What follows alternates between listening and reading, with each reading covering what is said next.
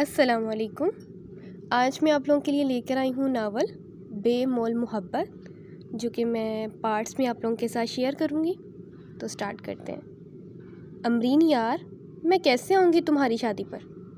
تم تو جانتی ہو کہ کوئی ہے ہی نہیں جو مجھے لے کر آئے، اوپر سے نائٹ فنکشن تو میں بالکل بھی افورڈ نہیں کر سکتی۔ تایا ابا اور بابا جان سے بھی نہیں کہہ سکتی، کیونکہ وہ بھی آفس سے لیٹ نائٹ آتے ہیں، اور عدیل سے تو امید ہی چھوڑ دو، اس کے ایگزامز ہونے والے ہیں، وہ تو بالکل بھی نہیں لے کر آئے گا۔ ڈرائیورز کے ساتھ میں رات کو کہیں بھی نہیں جاتی۔ رابیل امرین کے ساتھ یونیورسٹی سے واپس گھر کی طرف آتے ہوئے کہہ رہی تھی، آج ان کا لاسٹ پیپر تھا، اب اس سے اسٹڈی مکمل ہو گئی تھی۔ امرین کی شادی اگلے ہی ہفتے تھی، جس پر وہ رابیل کو انوائٹ کر رہی تھی۔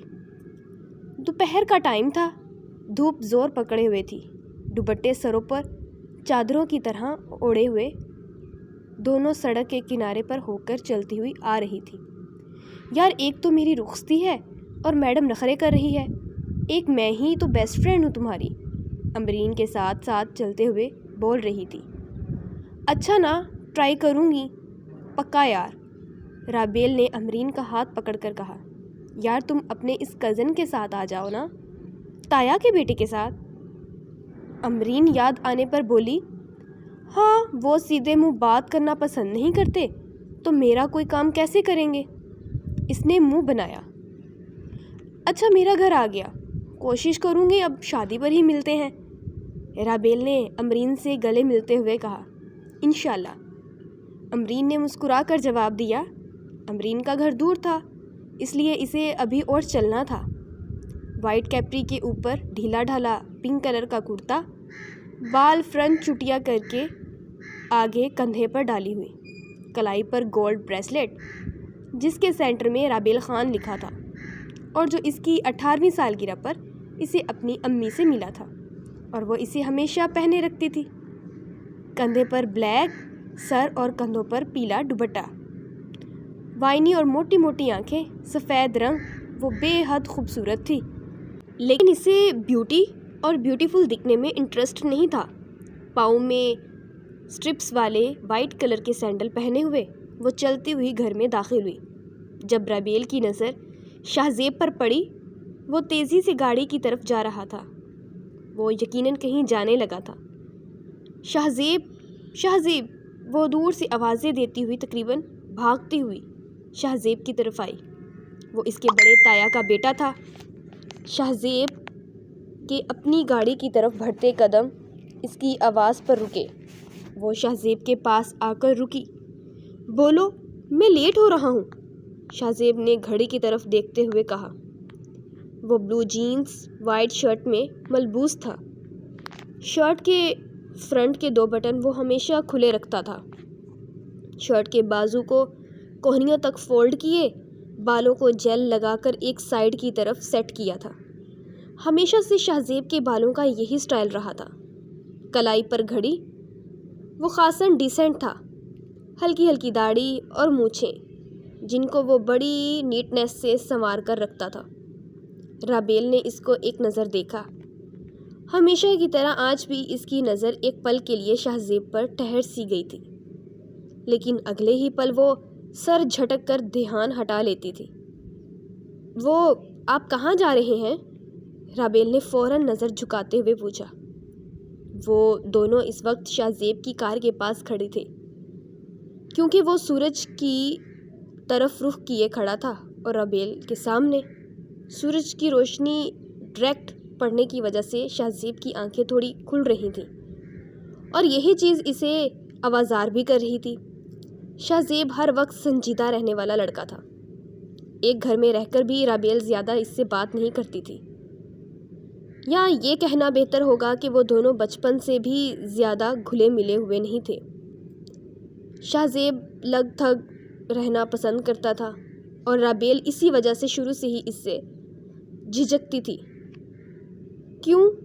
تم کون ہوتی ہو پوچھنے والی، میں جدھر بھی جاؤں، شہزیب نے ہمیشہ کی طرح فل ایٹیٹیوڈ میں جواب دیا۔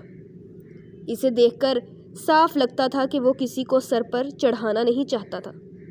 اسی وجہ سے رابیل نے اس کے بہت سے نام رکھے تھے، جیسا کہ بے مروت، سڑا کھڑوس، مسٹر سڑو، مسٹر اکڑو اور بھی بہت سے۔ شاہ زیب کی بات پر رابیل خاصی شرمندہ ہوئی۔ وہ مجھے آپ سے بات کرنی تھی، رابیل نے ہاتھوں کو مروڑتے ہوئے کہا۔ ایک تو وہ اس سے ڈرتی تھی، اوپر سے شاہ زیب سے وہ شروع سے ہی آئی کنٹیکٹ نہیں کر پاتی تھی، اور اب شاہ زیب اس پر نظریں جمائے اس سے پوچھ رہا تھا اور وہ اس کے سامنے فل کنفیوز ہو رہی تھی۔ رابیل، مجھے تمہیں دیکھنے کا شوق فی الحال لاحق نہیں ہوا، تو شاید میں کب سے تمہاری بات سننے کے لیے ہی کھڑا ہوں، تو اب جلدی بتاؤ، مجھے ملنے جانا ہے کسی سے۔ شاہ زیب نے اپنے ہاتھ میں پکڑے سن گلاسز لگاتے ہوئے اکتاہٹ سے کہا۔ وہ رابیل کی بولتی ہمیشہ شاہ زیب کے سامنے اس طرح ہی بند ہو جاتی تھی۔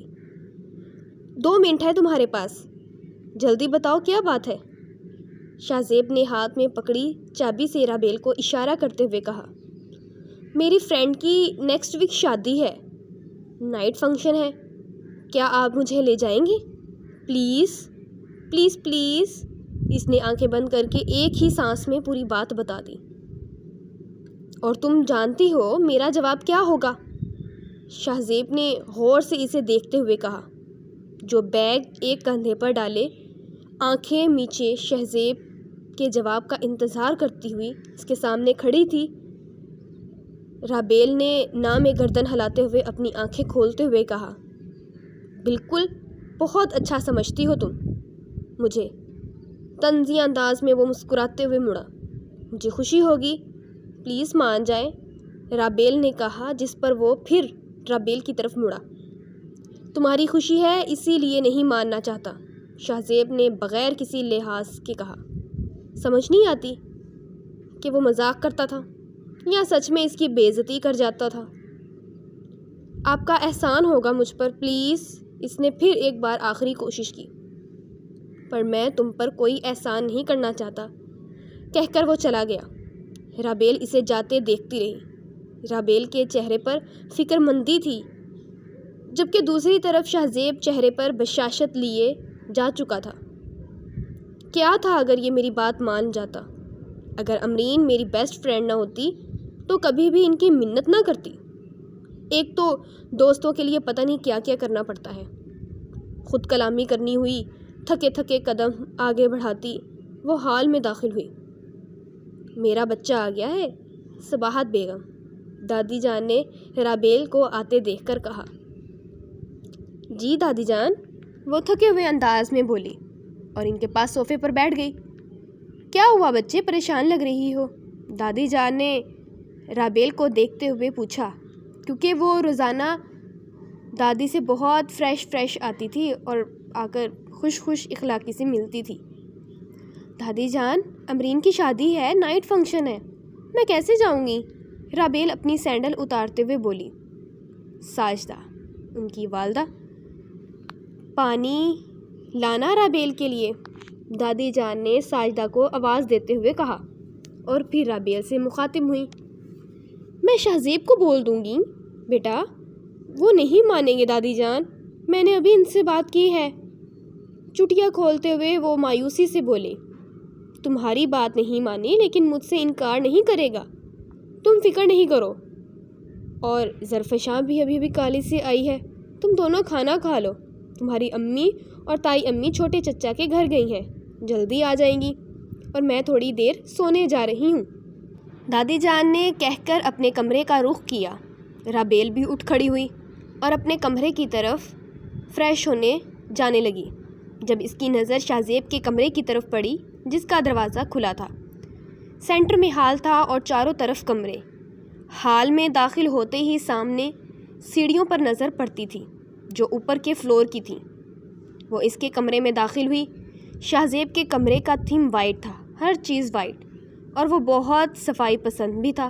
یہی وجہ تھی کہ اس کے کمرے میں آ کر رابیل کو عجیب سا سکون ملتا تھا۔ ہر چیز نفاست سے پڑی ہوئی تھی۔ رابیل نے بیڈ سائڈ ٹیبل پر پڑی شاہ زیب کی فوٹو اٹھائی، جو شاید اس عید پر شاہ زیب نے بنوائی تھی۔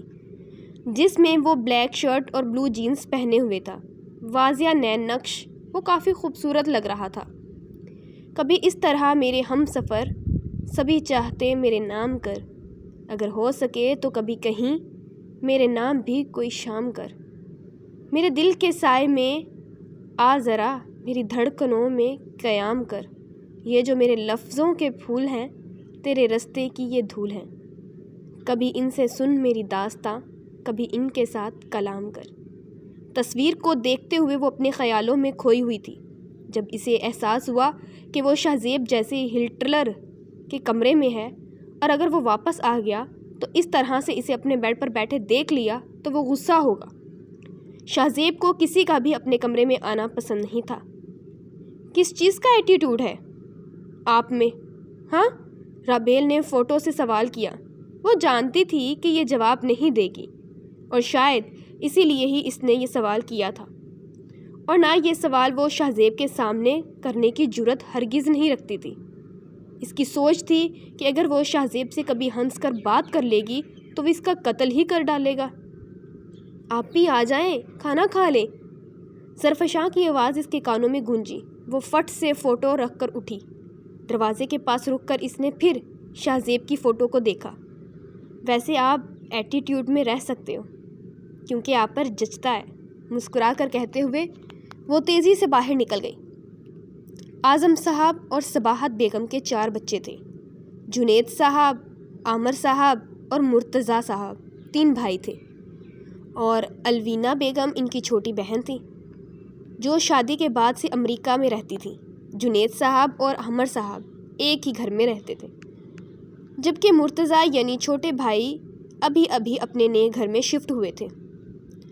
جنید صاحب کی بیگم کلثوم بیگم تھی، اور ان کے 2 بچے تھے، شاہ زیب بڑا بیٹا اور زرفشاں چھوٹی بیٹی، جسے سب زری کہتے تھے۔ شاہ زیب ابھی جنید صاحب کے ساتھ ان کی فیکٹری جاتا تھا کیونکہ وہ اپنی اسٹڈی کمپلیٹ کر چکا تھا، جبکہ زرفشاں ابھی کالج جاتی تھی اور پڑھائی سے خوب بھاگتی تھی۔ شاہ زیب سختی نہ کرتا تو شاید وہ گریجویشن بھی نہ کرتی۔ عامر صاحب کی بیگم نگہت بیگم، ان کے 2 بچے تھے، بڑی بیٹی رابیل اور چھوٹا بیٹا عدیل۔ رابیل ماسٹرز کر رہی تھی تو یونیورسٹی جاتی تھی، اور عدیل بھی پڑھ رہا تھا۔ رابیل اور شاہ زیب کا بچپن ایک گھر میں رہ کر بھی ایک ساتھ نہیں گزرا تھا، کیونکہ شاہ زیب شروع سے ہی کسی کے ساتھ اتنا فرینک نہیں ہوتا تھا۔ اس کی نیچر شروع سے ہی الگ تھلگ رہنے والی تھی۔ اگر وہ کسی سے کھل کر بات چیت کرتا تو اس کی دادی تھی، البتہ زرفشاں، عدیل اور رابیل میں بہت اچھی دوستی تھی۔ مرتضیٰ صاحب کی بیوی عائشہ بیگم تھیں، اور ان کے 3 بچے تھے، 2 بیٹیاں اروا اور لائبہ، اور ایک بیٹا آکاش۔ اروا سب سے بڑی تھی، پھر آکاش اور پھر لائبہ۔ اروا کدھر جا رہی ہو تم؟ مسز مرتضیٰ نے اروا کو روکا، جو ہاتھ میں ڈونگا لیے باہر جا رہی تھی۔ دادی جان سے ملنے جا رہی ہوں امی، اروا نے اکتاہٹ سے جواب دیا۔ اچھا، اور کیا ہے اس میں؟ تحقیقی نظروں سے چلتی ہوئی وہ اروا کے پاس پہنچی۔ کھیر ہے امی، دادی جان کے لیے لے کے جا رہی ہوں۔ اچھا، دادی کے لیے ہی لے کے جانا یہ کھیر، لائبہ نے لپک کر ڈھونگے پر سے ڈھکن اٹھاتے ہوئے کہا۔ تم سے مطلب؟ اروا سمجھی۔ مجھ سے مطلب بتا دوں کیا؟ لائبہ نے آنکھ مارتے ہوئے کہا۔ مجھے ڈبل میننگ باتیں سمجھ نہیں آتی، جو بات ہے وہ بتاؤ۔ اچھا، بتا دیتی ہوں۔ مجھے کیا؟ میرا مطلب یہ تھا کہ کہیں آپ یہ کھیر شاہ زیب بھائی کے لیے تو نہیں لے کر جا رہی، کیونکہ کھیر تو انہی کی پسند ہے۔ دادی جان تو کھیر نہیں کھاتی، لائبہ نے ماں کا لحاظ کیے بغیر ہی کہہ دیا۔ امی، منہ بند کروا لیں اس کا۔ اروا نے لائبہ کو آنکھیں نکال لیں۔ شرم کرو لائبہ، بڑی بہن ہے، مسز مرتضیٰ نے ڈانٹا۔ امی، سچ تو سچ ہے نا؟